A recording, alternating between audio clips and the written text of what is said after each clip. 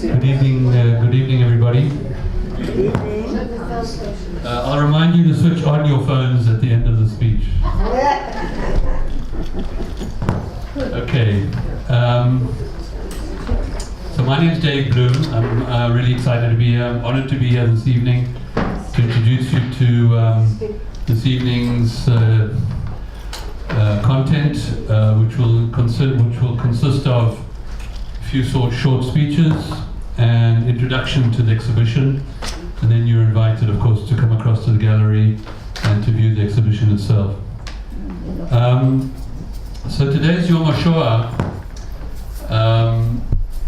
was when the siren sounded and we all stood in silence.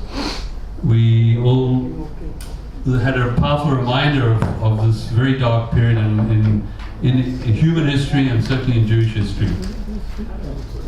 A period of hate and anti-Semitism and racism and xenophobia, all the really nasty things that exist in the world.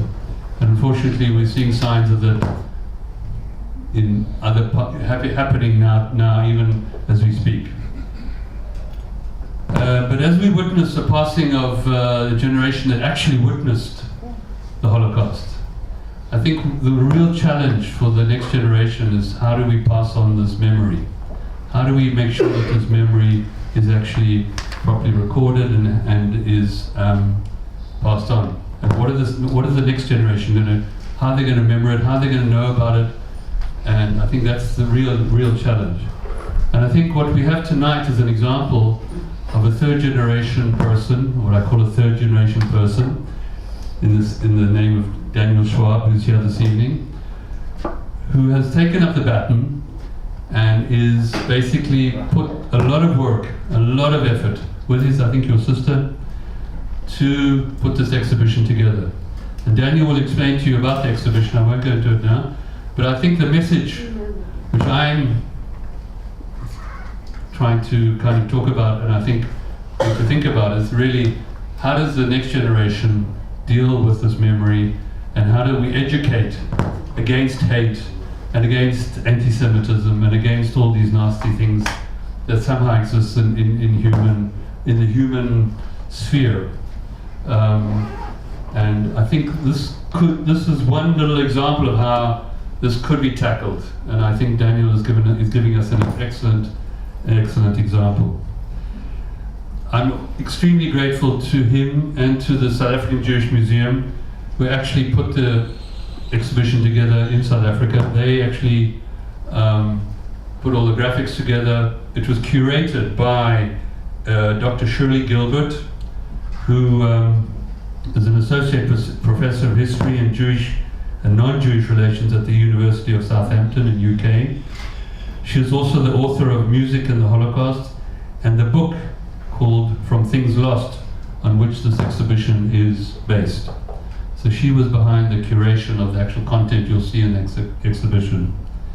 I want to thank Beit Portier, of course, for partnering with us this evening. Thank you to Harriet for helping. Thank you to Lynn for helping to share and partner with Telfed. I'm actually here with my Telfed hat, and on behalf of Telfed, to thank you and to Beit Portier for partnering with us on this project.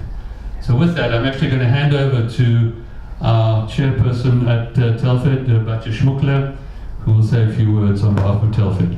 Thank you.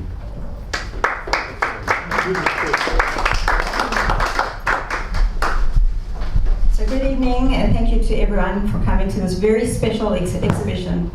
Before I start, I want to say a very, very, very special thank you to Dave Bloom, former chairman of Telfed, for all his hard work in getting this evening organized.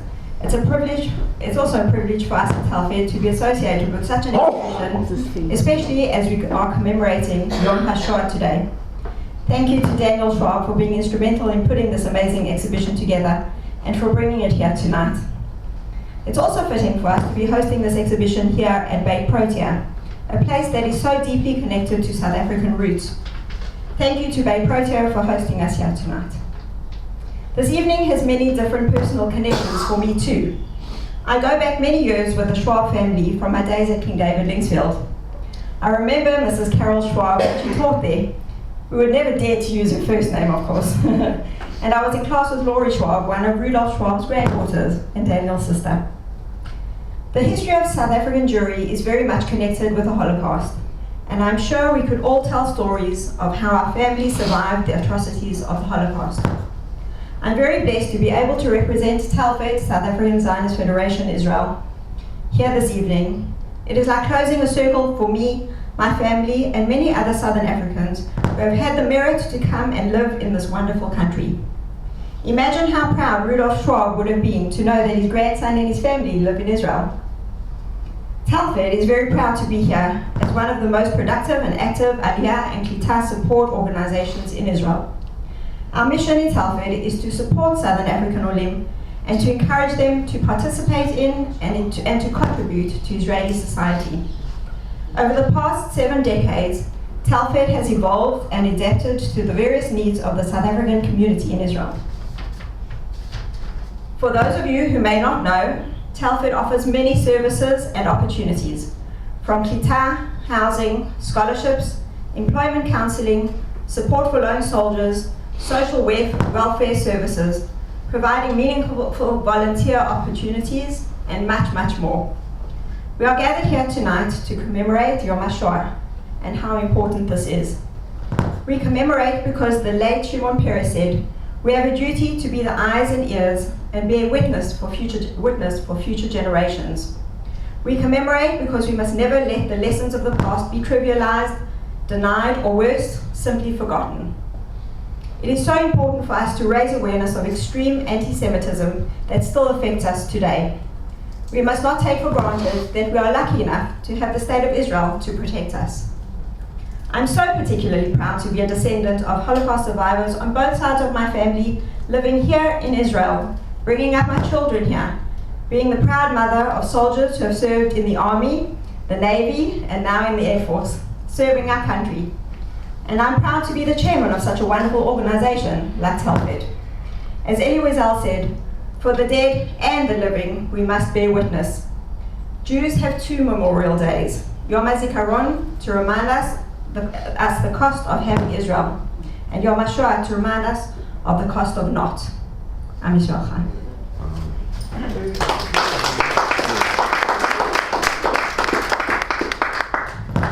Okay, so I have a great pleasure to introduce Daniel Schwab, the grandson of Rudolf Schwab. Today you will see the outcome of Daniel's painstaking work and dedication in exposing Rudolf's story and helping to preserve it. As Daniel's great-grandfather Max wrote to his son Rudolf, "It is the historian's duty to report the facts, not to gloss over anything and not to paint too gloomy a picture." Daniel grew up in South Africa, made Aliyah 25 years ago through Bnei Akiva. He had a 20-year career in various business and high-tech and renewable energy. He's a proud father of 7 children, all born in Israel, the eldest currently serving in San Khanin. Following the discovery of the letters in a box that survived a fire that engulfed his family home, he has voluntarily dedicated a significant amount of time in Holocaust online education through an organization he founded called the Holocaust Social Media Project. Daniel.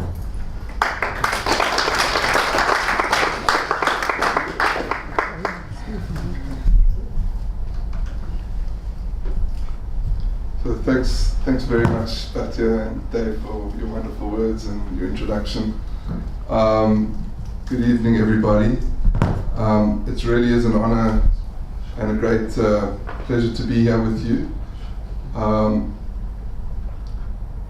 As Dave mentioned, this has been more than a 10-year period in my life, and so this is very special. We're very proud to have partnered with Telfed and Bay Protea on this project. I'll just say a few words from a personal perspective, what this all means to me and the experience.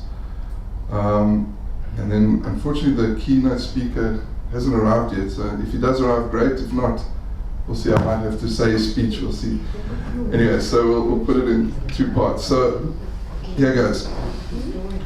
I remember it as if it happened yesterday. It was a warm, sunny spring Sunday in Johannesburg, South Africa in 2007. Like any immigrant from South Africa, I longed for a few things such as biltong and summer thunderstorms. As many of you know, lazy Sundays to relax and enjoy family time is right at the top of the list. On one of those lazy Sundays, I was helping my late mom, Alea Shalom, clean out the garage during one of my business trips in South Africa. I knew the old trunk was there. We had moved it around many times while growing up, making room for the table tennis, or when we wanted to paint the walls, turning the garage into our playroom. From time to time we may have peeked inside, but we never opened the brown paper package placed in it. It seemed too important, too mysterious. Like if we had opened it up, we might have uncovered family secrets that would change the course of our lives. Little did I know that's exactly what was about to happen. On that day I said to myself, if not now, then when? If not me, then who? So with my father's permission, I untied the brown string, tightly holding the old brown wax paper, neatly folded, sealing these papers for over 40 years. See, my grandfather was killed in a car accident in 1970. I never met my grandfather. Immediately I noticed these papers were important. They were so well organized, perfectly aligned.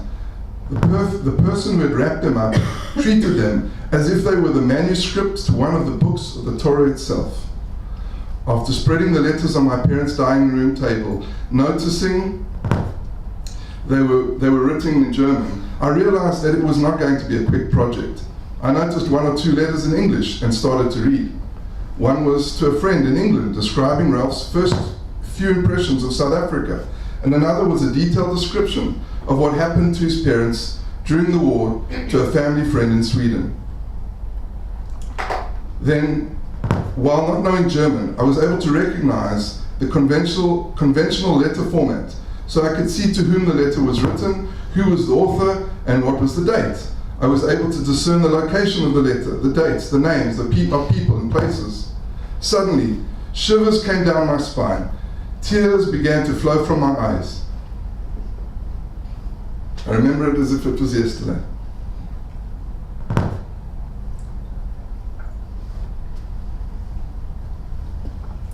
The realization that I was revealing deeply buried family secrets washed over my soul. And so the journey to discover my family's history began on that day and continues until this day. Thousands of hours, many volunteers located around the world. Thanks to the internet and email, for the first time in Israel, you'll get to take a peer into one family's experience during those challenging days and experience the emotion, the tragedy, the humor, the happiness and the sadness. The exhibition you're about to view focuses on how my family's story unfolds, which is a kind of blueprint for hundreds and thousands of families who experienced the same horrors of the darkest event in human history. So why should we be gathered here today, telling the Schwab story or any other family story for that matter? And what makes this type of story so unique? I believe the importance of such a story is that it doesn't focus on the death camps, which of course is such an important component of the Holocaust. Neither does it describe a daring escape from the Nazi Gestapo's clutches during an intense few days. I never could relate to such extraordinarily horrors to such an extent that until I found these letters, I found it hard to believe the Shoah happened as described by historians. Even me, someone who grew up in the Jewish day school system.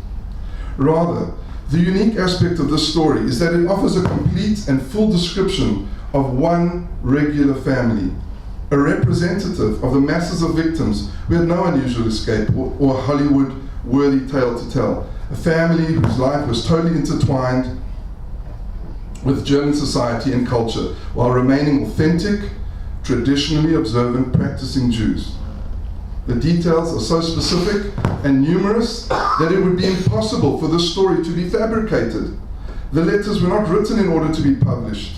In fact, even until the 1960s, my grandfather, Rudy, wrote that he considered burning the entire collection. So great was his wish to forget and escape the horrors. It also describes the easily forgotten victims of the Holocaust, those who had reached safer shores. yet had to rebuild their lives without family, without friends, without language or a social network to depend on. It tells a story of longing, anguish, pain, experienced across oceans and across generations. It teaches us the importance of recording history. Just think, I never even met my grandfather. Look at me. And yet through these letters, I don't think I know any of my other grandparents in such detail, despite many hours spending time with them over the years when I was a child. So if someone now asks me, how do we remember? How do we never forget? I say, tell your story loud and clear and authentically. Show your pain, show your tears, and at the same time show your bravery, your ability to carry on, to rebuild your life, a family, a nation, and write it down. Record your history. Celebrate what we have accomplished, and who we have become. Stay true to your ancestors and to their values. This is my vow. This is my promise to myself and anyone who wishes to listen. Do not be embarrassed. Do not be ashamed. We have overcome, and we will continue to overcome. So those are some personal words. I guess when I wrote them, I didn't realize how powerful they would be for me.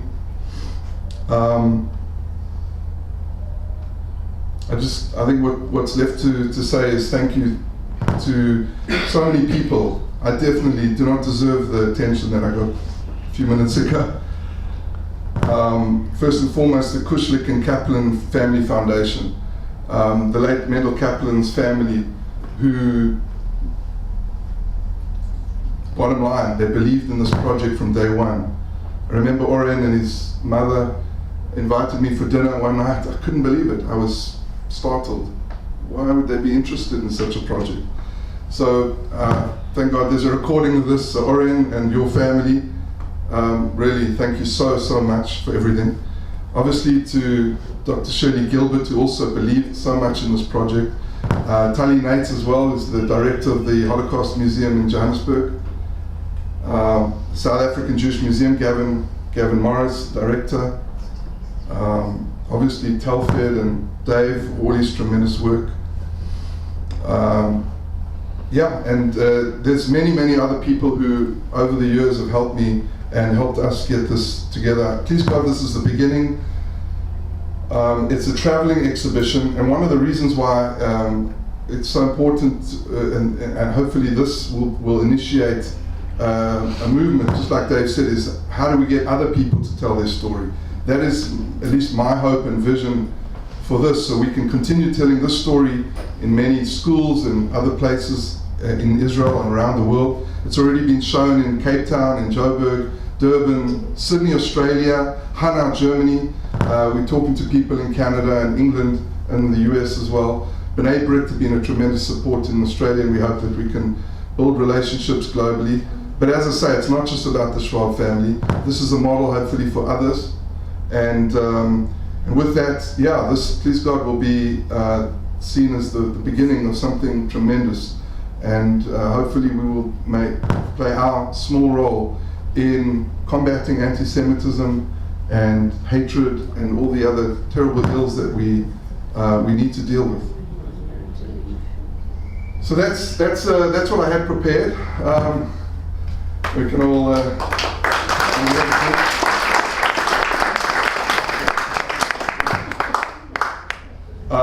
Unfortunately, the keynote speaker is not here, so I'm not sure if we give him. What do you think, Dave? Summarize his story. What do you want to say? Well, I guess I will say a few things, and I think we can use this time for question and answer, and I'm sure that's probably more productive. You might have some questions. Hopefully, you're curious, and we can have a few minutes, if that's okay.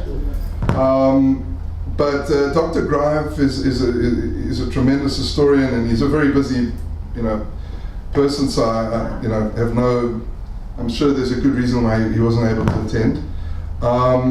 He read the book, and I think the main thing, again, I'm not going to tell the story as he wrote it down, but he's kind of paraphrased the story. There is a book, so anyone who wants to read the book, you can go onto Amazon or Book Depository, or just come to me and I'll facilitate, help you get a copy of the book. But I think the bottom line is the importance of everyone coming out and starting to tell the stories.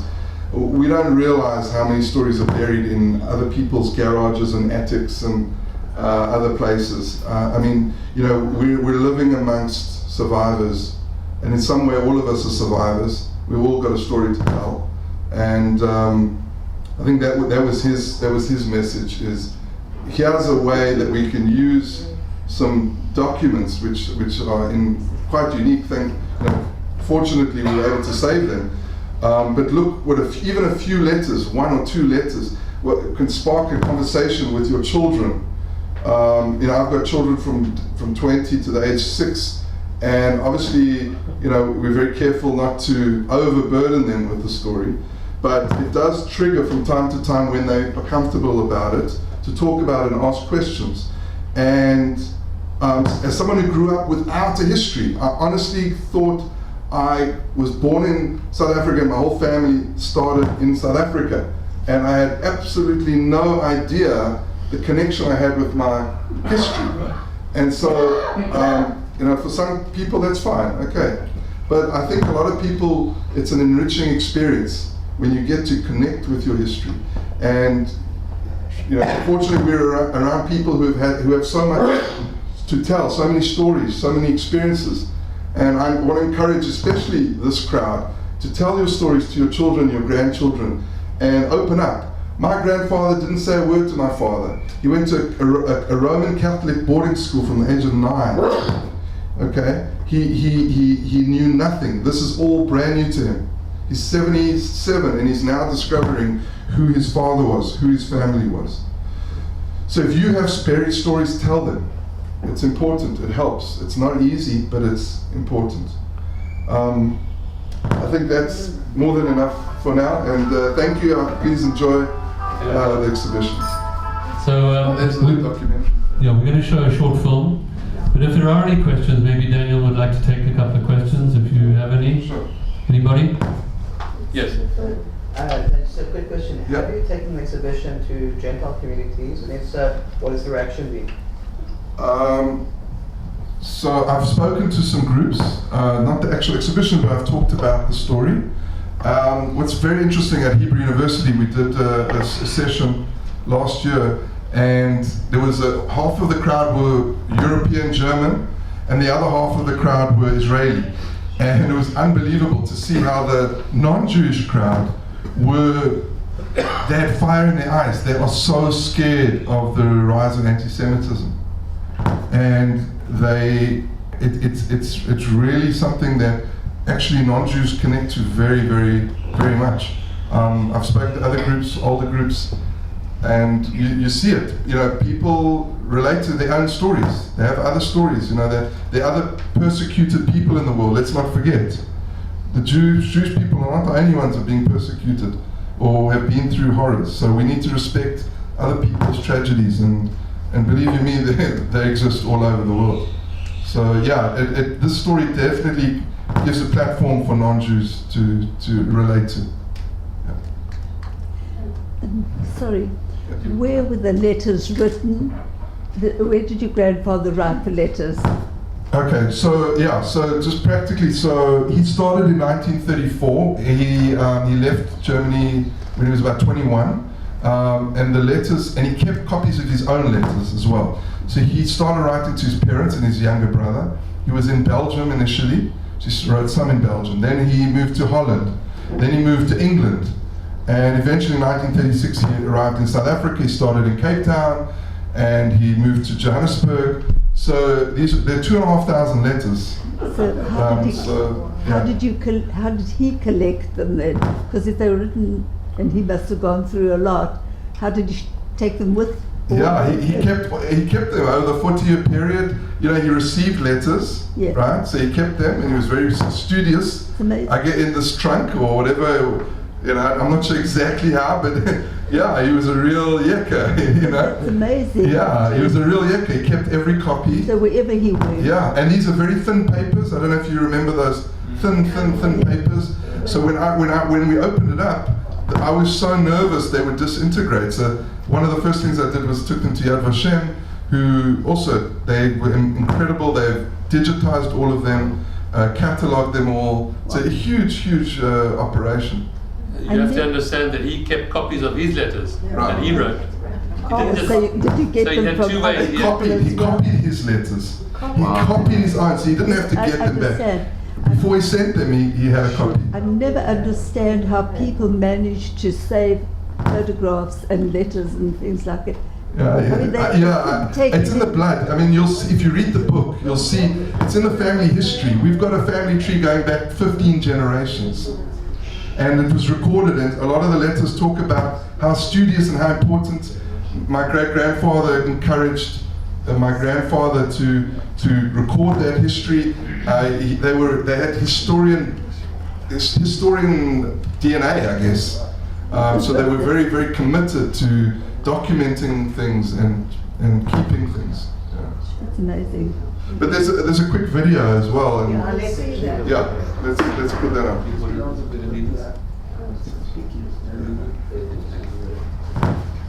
Okay, we're going to show a short film, and then you're invited to have some refreshments outside and to come through and see the exhibition.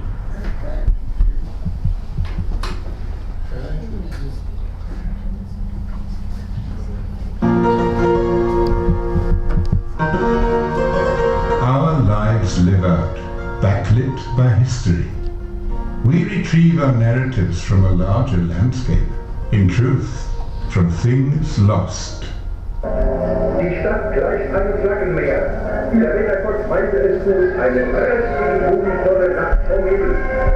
Soeben trat Landgraf wie den Herren seiner Kleidung ein. Erinnerungen an das Ausgärische Reich. Reichsleiter, Obergruppenleiter, Vertreter des Magistrats in Rat und Exekutivformen, Hakenkreuzfahnen.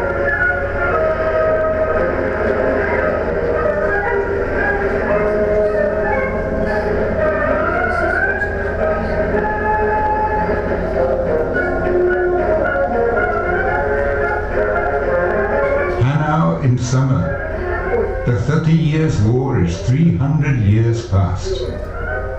A siege, a battle. Their descendants celebrate victory over the imperial general, Lambo. Indeed, there is also much to celebrate in the present. The Olympic Games are coming to Germany. The Great Depression is over. Defeat in the Great War nearly 2 decades past. But behind these ceremonial lances marches the new German army. Conscription has returned. The Peace of Versailles repudiated. Adolf Hitler is Chancellor. The Nuremberg laws less than a year old. What do Hanau's remaining Jews make of it? Half are already gone, scattered across the world, anywhere that will take them. Lieutenant Max Schwab of the 69th Regiment, fatally entranced by his Iron Cross from the First War, watches. Perhaps from this crowd. The marching soldiers of the army in which he is no longer permitted to serve.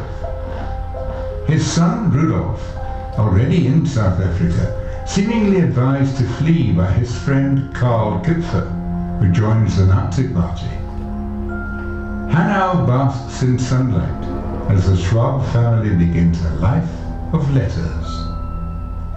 I feel isolated and lonely. I long to get away from here. But I can already feel the terrible homesickness I will be slave to, the minute I shake the dust of my homeland off my shoes. Just think about it. Our forefathers have lived in Hanau for the last 335 years, and they are all buried in the same graveyard. When your letters arrive, you are so close to me. and it's as if I can live alongside you. But when you don't write, then you are so endlessly, unreachably far away. Far away in South Africa, Rudolf desperately tries to persuade his father to move. He won't. Can't. And it comes through very, very poignantly in the letters that we still have. And so you can see that terrible feeling of desperation in trying to, first of all, get the government in South Africa to agree to allow his family to come to South Africa was too late. Only after Kristallnacht in 1938 and a fortnight in Buchenwald concentration camp does Max even begin to understand.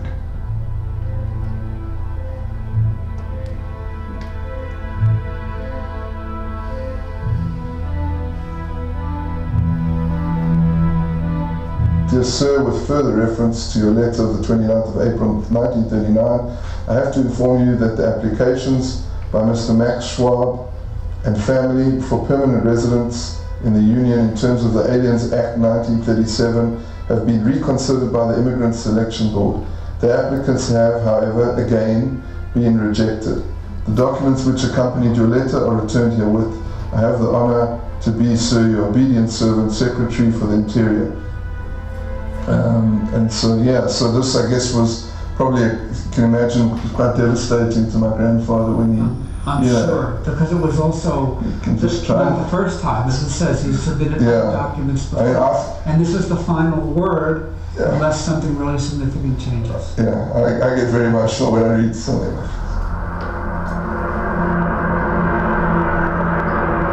September 1st, 1939. War.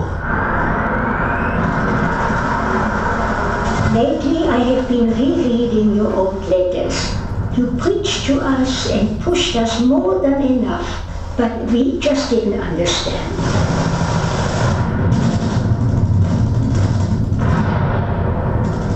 And so, my dear son, think of me from time to time. My future is dark, but whatever the Almighty decides will be good enough for me. Did Max and Martha Schwab ever know they were about to be grandparents to Norman? Born to Ralph and Rachel in 1942 in Johannesburg? Good question. I've never actually thought about that. I can't remember who it was now, to be honest. That's a good question to research. And did Max Schwab ever contemplate his Iron Cross from the First War before his deportation to Sachsenhausen later that year? We shall never know. We only know he died there. A death certificate and ashes for Martha, alone now with aunts. A few more letters, Red Cross correspondence, silence. These final photographs are Hanau's remaining Jews clearing the streets. And on a sunny Saturday afternoon, 30th May 1942, deportation. All roads run east, and yet further east, over the ends of the world.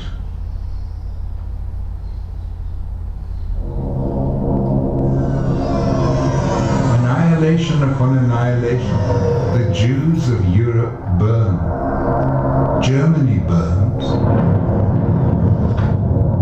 Hanau is destroyed in 16 minutes on March 19th, 1945.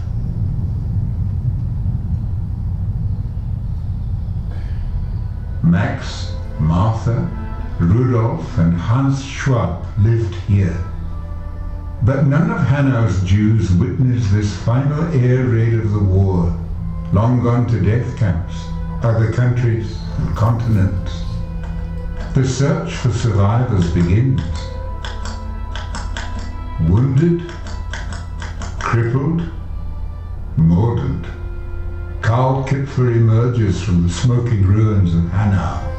The way he got it, if my memory serves me correctly, was he advertised in the newspaper in Hanau, and Carl found the advertisement in the newspaper in Hanau, and that's how he got in touch with him. Dear Rudi, I am sure you will be astonished to receive a letter from me. You are of course well aware of my undemocratic past. When your reputation is in the bin, your life can begin. I have not met a single German in the past 3 years, apart from myself, who was a Nazi. What are we to make of Karl Kipfer? Es gehört zu den Dingen, die man leicht ausspricht. Das wird wird ausgeraten. Sagen wir jede Partei los. Das darf in unser Programm drin. Aus Zeitung der Jugend, Ausrottung machen wir Gleichheit. Und dann kommen sie alle die braven 80 Millionen Deutschen, jeder hat einen anständigen Lohn, sagt, alle anderen sind Schweine. Wir sind prima. Was Rudolf Schwab Karl Kipfer's decent Jew? Or more than that? From what I understand, he was a decent human being. He had decent streaks in him. He was not from the other side. He was not a Nazi by nature, not at all. And very much in the things that he said after the war, in his letters, show that he was very much a human being long before he was a Nazi. And he felt the fact that my father was another human being, and they were both the same age, and they came from the same school, and they thought about things in the same way, and therefore they could be friends and they could have a bond. So on one level, Karl is very open in his letters about what he calls his undemocratic past, which is his phrase for, he uses this phrase repeatedly to talk about his Nazi past. And he tells Rudolf very openly from the first letter, you know all about my undemocratic past, I'm not going to mince my words, you know me very well. On the other hand, he never in the letters says explicitly what he did. But like I said, there's a real sense in the letters of guilt and taintedness for whatever it is that he has done. For the rest of his short life, Karl Kipfer strives to help Rudolf recover all that was lost by the Schwabs, all that was recoverable, against a post-war tide of amnesia and indifference. The way on a Sunday he used to sit down at his dining room table, and he had a portable typewriter, a little blue portable typewriter, and he was banging away on that portable typewriter. I can still hear the sound in my ears all these years later. But that's what he was doing always on a Sunday, and he was dressed up. He had a tie on and a sports jacket and grey pants, and for not any reason. I don't know why he dressed up like that on a Sunday, but that's how it was. Rudolf writes thousands of letters to Karl in his negotiations with the German authorities, to Uncle Alex in Shanghai, to Rosa Schwab in France, the survivors. No one quite knows the end of Martha and brother Hans.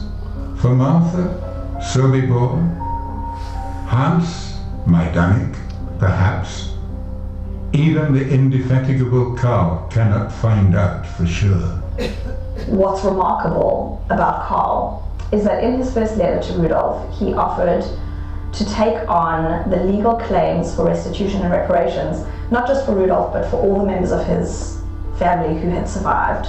But despite his very poor physical condition and being a very sickly man, he literally hobbled around Germany between 1948 and his death in 1955, pursuing these claims for his Jewish friend, really pursuing acknowledgement and justice. And watching this process unfold in the letters was really quite remarkable. Karl Kipfer and Rudolf Schwab never meet again. An enigma till the end, Karl dies in January 1955. In politics, as in war, and at the cinema, the best places are at the back. Perhaps he speaks for every man. 7 years later, in 1962, Max Schwab's ashes are interred in Hanau, alongside the graves of his parents. His son is witness. I contacted the mayor of Hanau and invited me to a ceremony which they had been planning to acknowledge and to recognize those Jews who lived in Hanau and who perished during the Holocaust. Als Präsidentin des Zentralrats der Juden in Deutschland gilt Ihnen.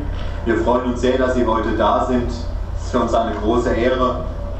Herr Daniel Schwab und Frau Lyons aus Südafrika, Urenkel von Max Schwab. Herzlich willkommen in Hanau.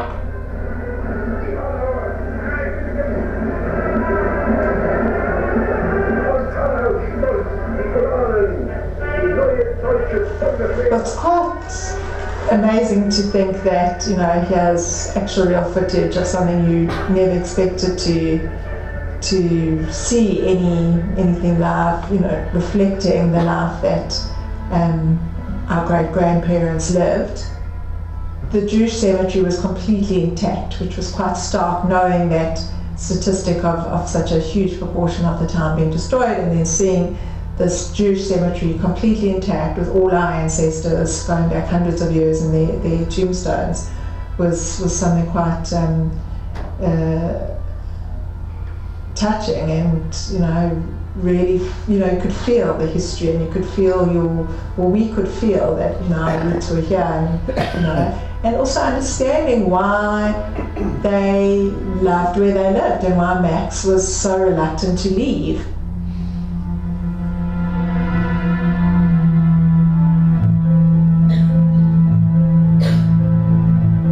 How should these things be remembered? Yad Vashem records 894 Schwabs who perished in the Holocaust. 11 from Hanau. A line entry in a larger ledger of loss.